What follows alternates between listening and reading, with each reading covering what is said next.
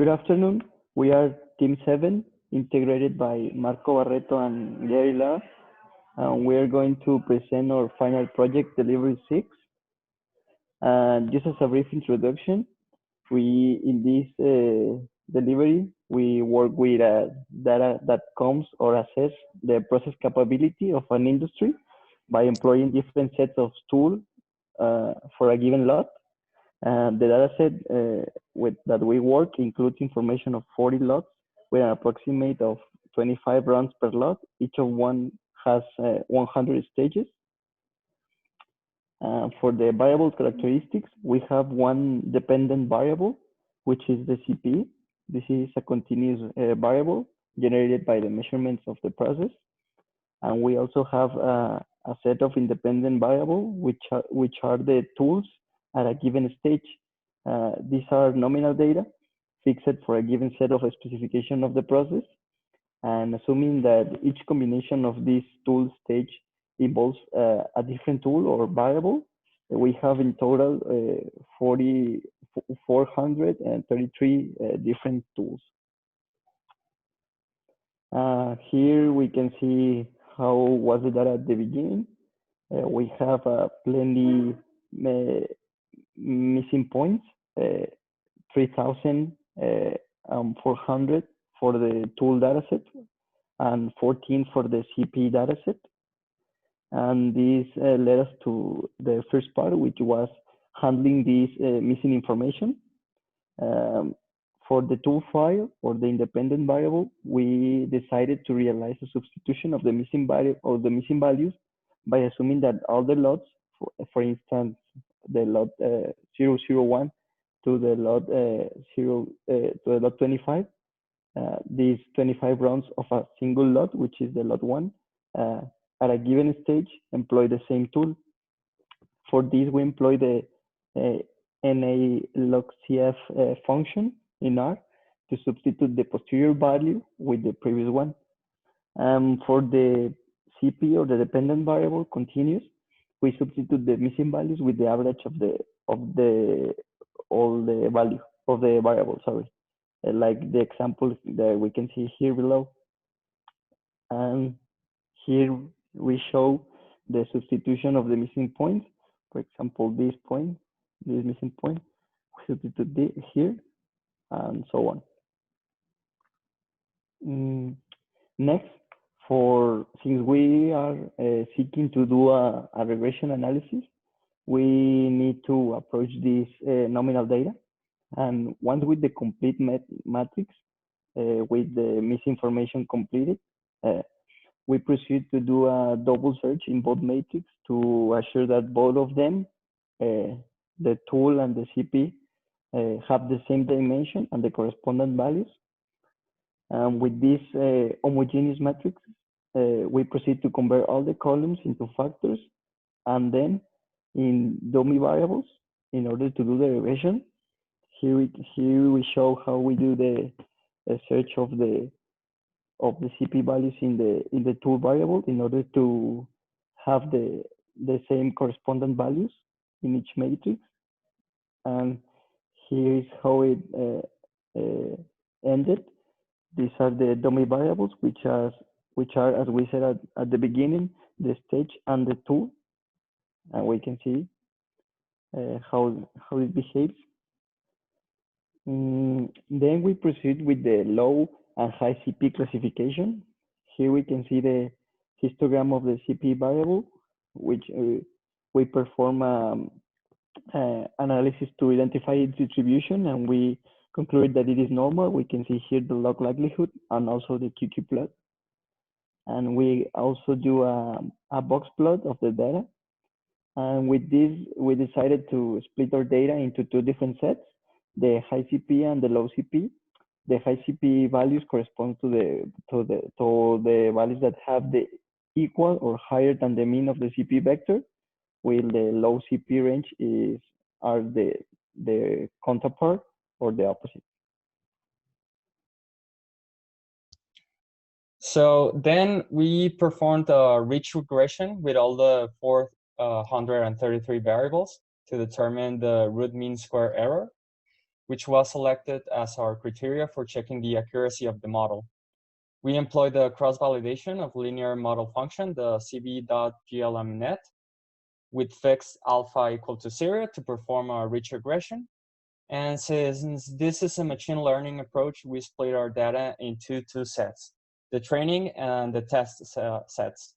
We employ approximately 2/3 for the training and the rest for the test sets. We also perform the lasso when alpha equals to 1 and the elastic net from values between 0 and 1 to perform the regressions and see if there's some variance or changes into the root mean square error. So in here, we can see the code in the bottom right corner that use these lines is the code for when we split the data into the training and the test sets. And in the background over here, we have the code in a for loop to take values for alpha ranging from 0 to 10. Well, ranging from 0 to 1. And these results come from the prediction of our model using the mean value for lambda, as we see here. And then we calculate the mean square error, as we see here. And then we have this table. These results are posted in this table. So after performing the rich, lasso, and elastic net regression, we found out that the three types of regressions perform very similar. As we can see, we go from 0 to 1, and all the root mean square error for all of these regressions present similar values. So this means that we're gonna stick with the rich regression for the rest of the presentation. So we performed the rich regression with all the variables for both groups in order to determine which variables have the major impact in the response variable, which is the CP.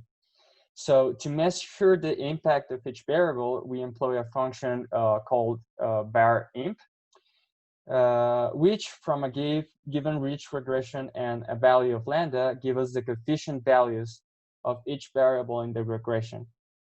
From this part, we select the first 10 variables of each class, both for high and low, that have the major coefficients values.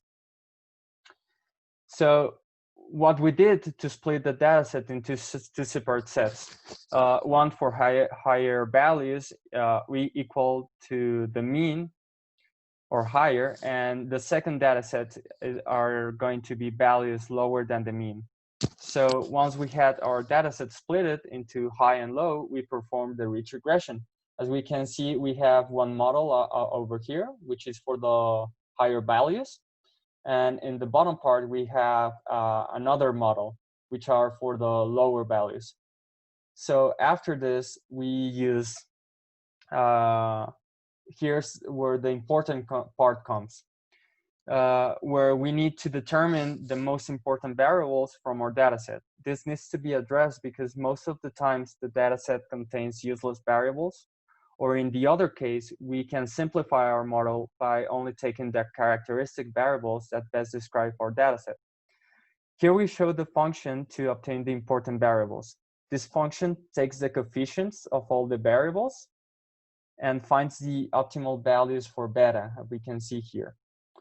So at the end, we end up with a sorted table like this one's, where the higher value is the more important variable.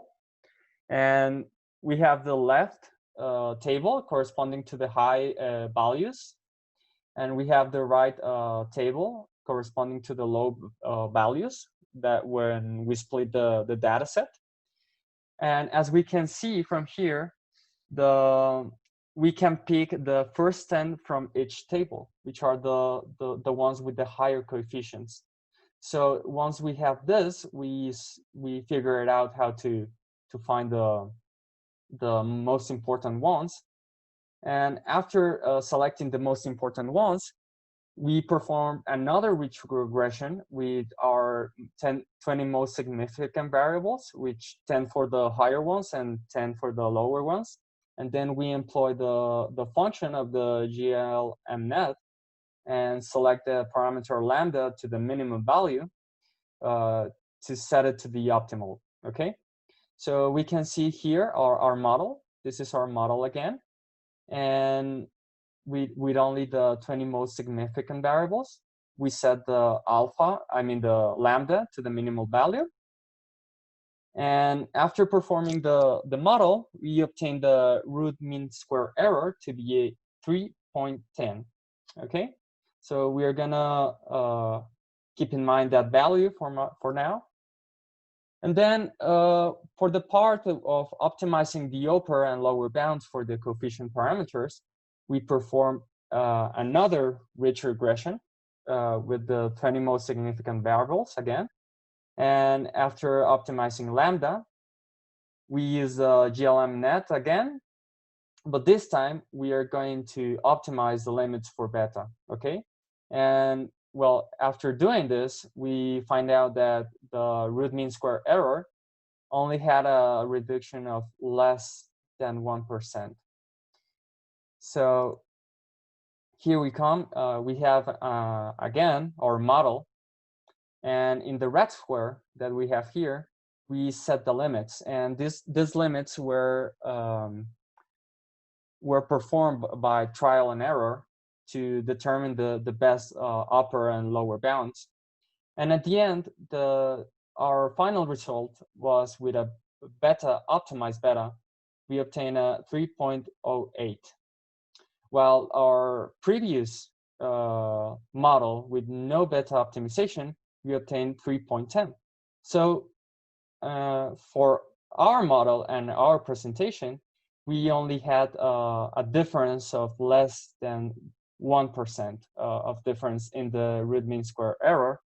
And well, our final value and our final result, what we were looking for was this value. So we obtained a model with only 10 variables, and we reduced from 33 variables, we did reduce it to only 20 significant variables.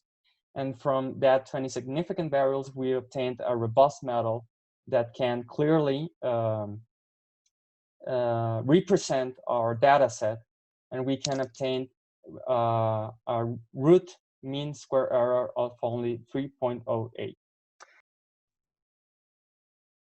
And well, as further analysis, we convert our CP vector into a binary vector with this code over here. So the values equal or higher than the mean are assigned to a 1, and the lower values, they're assigned to 0. So because we are interested which tools give us an acceptable outcome, so our CP dataset changes into a binomial family. Finally, we perform one last rich regression. Only this time we indicate the GLM-net function that we are dealing with binomial data. The result of our model ends up to be the best root mean square error with a score of 1.02. Yay, hooray, we made it to the end. So we dealt with the NAs in our dataset. We reduced our dataset to only significant variables. Then we transformed the CP into a binary because we are only interested if our industrial process is successful or not. And this root mean square error is significantly smaller due to the fact that it only deals with values between 1 and 0. That would be all. Thank you very much for your attention.